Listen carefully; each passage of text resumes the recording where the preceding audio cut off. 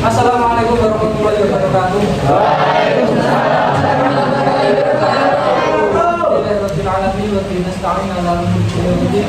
Wassalatu wassalamu ala asyrofil anbiya'i wal mursalin sayyidina Muhammadin wa ala alihi washabihi ajmain. Yang saya berikan kelas 12 sekalian. Kali ini kita akan melaksanakan pembelajaran yaitu melaksanakan proyek yaitu debat dengan topik agama. Dan tema kali ini yang akan dibahas adalah tentang praktek poligami dalam kehidupan dan nanti akan dibahas dalam perspektif agama, budaya dan lain sebagainya. Selanjutnya mari kita simak pelaksanaan debat dari kelompok yang membahas tentang poligami, ada tim pro dan tim kontra. Silakan disimak dengan seksama. Assalamualaikum warahmatullahi wabarakatuh. Waalaikumsalam.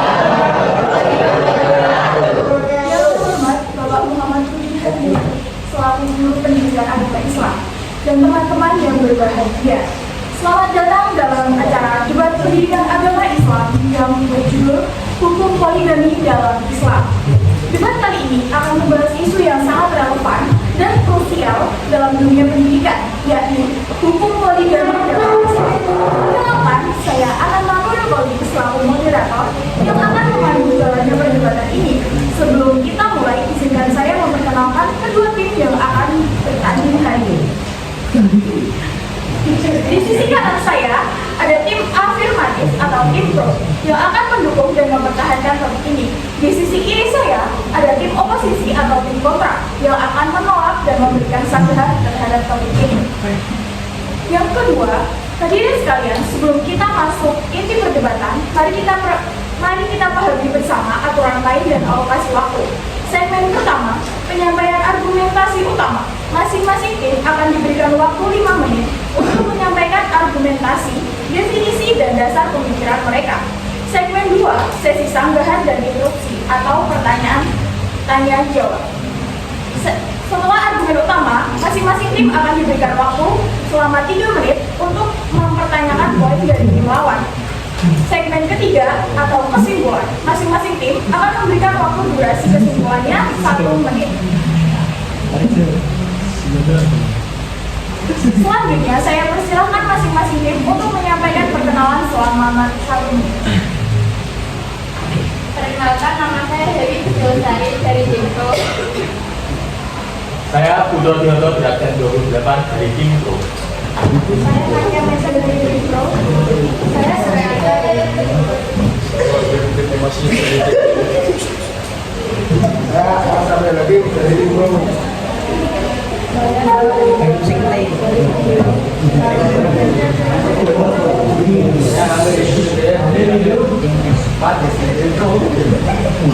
Saya bicara 1, Vina Faisal Sarjana dari tim kontra. Saya Adila Safa Aulia, bicara 2 dari tim kontra. Saya Penggila 3 Gender dari tim kontra. Saya Indonesia dari tim kontra. Saya Rahman Setia dari tim kontra. Saya yang sama seperti itu.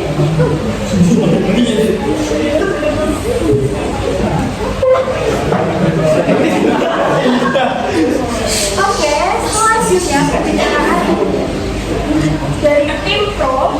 Saya persilahkan menyampaikan argumentasi selama 5 menit.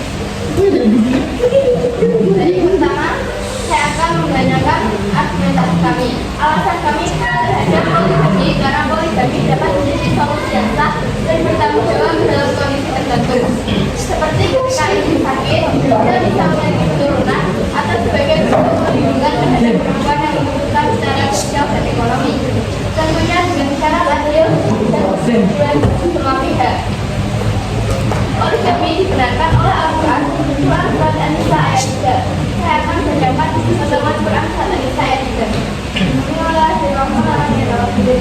Wa in kuntum ala yusitu yatama faqiru ma lakum min nisa tidak akan mampu berlaku adil terhadap hak perempuan yatim. Bila mana kamu menikahinya, nikahilah perempuan lain yang kamu senangi, 2, 3, atau 4. Yang ke-8,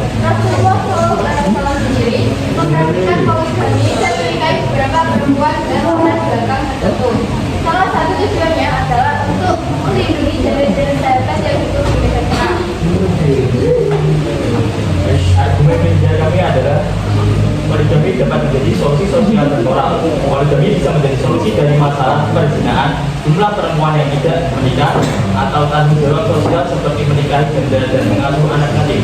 Argumen keempat kami adalah keturunan dan keluarga. Jika istri pertama tidak bisa melahirkan, poligami bisa menjadi solusi tanpa harus menceraikan istri pertama, sehingga tetap menjaga hubungan rumah tangga yang harmonis dan buka jalan untuk mendapat keturunan. Argumen kelima, berdasarkan dari individu, selalu dilakukan secara adil dan atas dasar kesepakatan poligami akhirnya individu yang sejajar dengan hukum adat dan negara seharusnya tidak mengintervensi dan menghilangkan syariat. Itu dia argumen dari tim pro. Kemudian, pembicara dari tim oposisi atau tim kontra, saya persilahkan menyampaikan argumentasi selama 6 menit. Baik, terima kasih atas waktunya. Kami dari tim pro izin membacakan argumen kami. Kelompok kami tidak setuju karena takutnya sang suami tidak bisa berlaku adil kepada para istrinya. Bagaimana firman Allah dalam surat An-Nisa ayat 129 yang akan dibacakan oleh teman saya.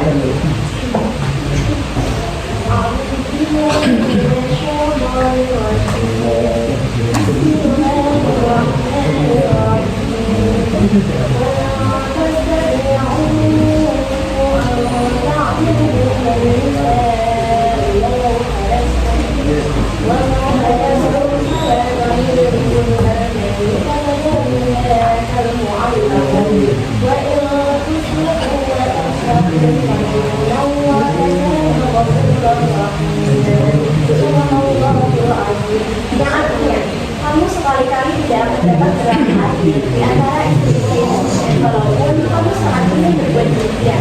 Oleh karena itu, janganlah kamu terlalu cenderung kepada yang kamu cintai, sehingga kamu biarkan yang lain tertakut-takut. Jika kamu mengadakan islah, kebaikan, dan menghindari diri dari kecelakaan, sesungguhnya Allah Maha Pengampun dan Maha Penyayang.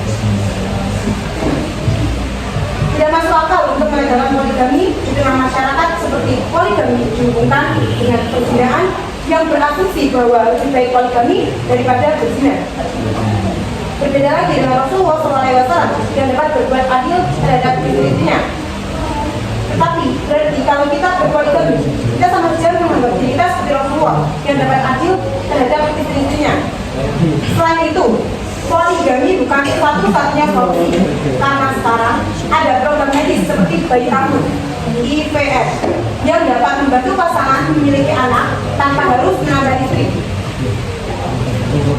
Selain itu juga keturunan tak bisa lahir dari istri pertama, sehingga dari keturunan keluarga tetap terjaga tanpa memunculkan konflik baru dalam rumah tangga. Keluarga akan tetap harmonis karena tidak ada kecemburuan, persaingan atau rasa tersaingi yang biasanya muncul ketika hadirnya istri kedua. Baik, itu argumen kontra dari kontra. Maka Selanjutnya, penyampaian pertanyaan dari tim pro ke tim kontra yang dilanjutkan jawaban dari tim kontra kepada tim pro. Baik, saya dari tim pro akan mengajukan pertanyaan.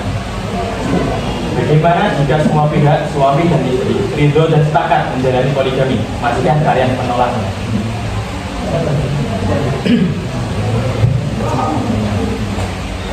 Baik, kami dari tim kontra menjawab. Ya, karena tidak menjamin adil. Banyak persetujuan terjadi karena tekanan atau ketergantungan. Dan poligami secara struktur sulit memenuhi keadilan, sehingga tetap beresiko tinggi menimbulkan konflik. Terima kasih. Oke, kedua, jika poligami membawa manfaat bagi sebagai keluarga, mengapa harus digeneralisasi sebagai hal negatif? Izin menjawab. Karena manfaatnya minor, sedangkan kasus negatif jauh lebih dominan. Praktik ini sering menimbulkan ketidaksetaraan, kecemburuan, dan penyalahgunaan, sehingga layak dinilai negatif secara umum. Terima kasih. Baik, izinkan tim kontra kami memberikan pertanyaan. Yang pertama, dalam hukum perkawinan di Indonesia, persetujuan dari istri pertama merupakan salah satu syarat wajib bagi suami untuk berpoligami. Lantas, bagaimana kalau suami tidak mendapatkan izin dari istri pertama? Baik, izinkan saya menjawab. Jika suami tidak mendapatkan izin dari istri pertama, maka secara hukum negara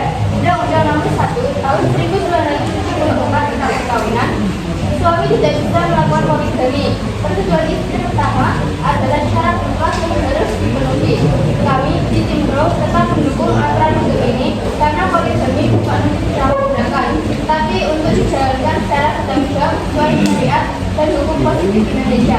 Jadi, jika tidak ada maka poligami tidak berjalan. Pertanyaan kedua, mengapa harus dianggap positif bila mayoritas kasus poligami berakhir dengan konflik dan ketidakstabilan keluarga? Baik, izin menjawab. Kami tidak menutup mata bahwa ada kasus poligami yang menimbulkan konflik, tetapi bukan poligaminya yang salah, melainkan cara pelaksanaannya. Jika dilakukan dengan adil, jujur, dan sesuai syariat serta hukum, poligami bisa menjadi solusi sosial. Jadi kami menggagas poligami positif bila dijalankan dengan niat baik dan aturan yang benar, bukan serta-merta karena nafsu atau ego. Penyampaian dan menjawab telah selesai. Terakhir, saya persilakan masing-masing menyampaikan ulasan penutup atau kesimpulan selama 1 menit. Dimulai dari tim pro dan dilanjutkan tim kontra. Kesimpulan, berdasarkan dari Al-Quran Surah An-Nisa ayat 5 kami serta manfaat yang tidak bisa menimbulkan kemudahan. Ini adalah tindakan yang sangat bertanggung jawab dan bisa dilakukan Sekarang saya menyampaikan kesimpulan dari tim kontra. Meskipun poligami diizinkan secara agama, pastinya sering menimbulkan ketidakadilan, luka emosional, dan konflik dalam berkeluarga. Negara berat mengambil karena dampaknya tidak hanya menyangkut hak individu, tetapi juga kesejahteraan perempuan dan anak. Selain itu, kebutuhan keturunan dapat dipenuhi dengan cara lain yang tidak merusak keharmonisan rumah tangga, misalnya bayi tabung.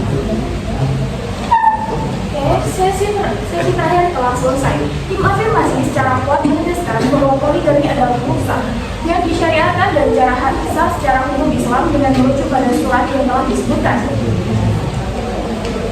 Secara eksplisit membolehkan hingga sumpah istri dengan syarat utama adalah keadilan mutlak dalam hal materi dan waktu. Tim ini berargumen bahwa poligami merupakan solusi bagi masalah sosial tertentu dan merupakan bagian dari syariat yang tidak boleh dinafikan.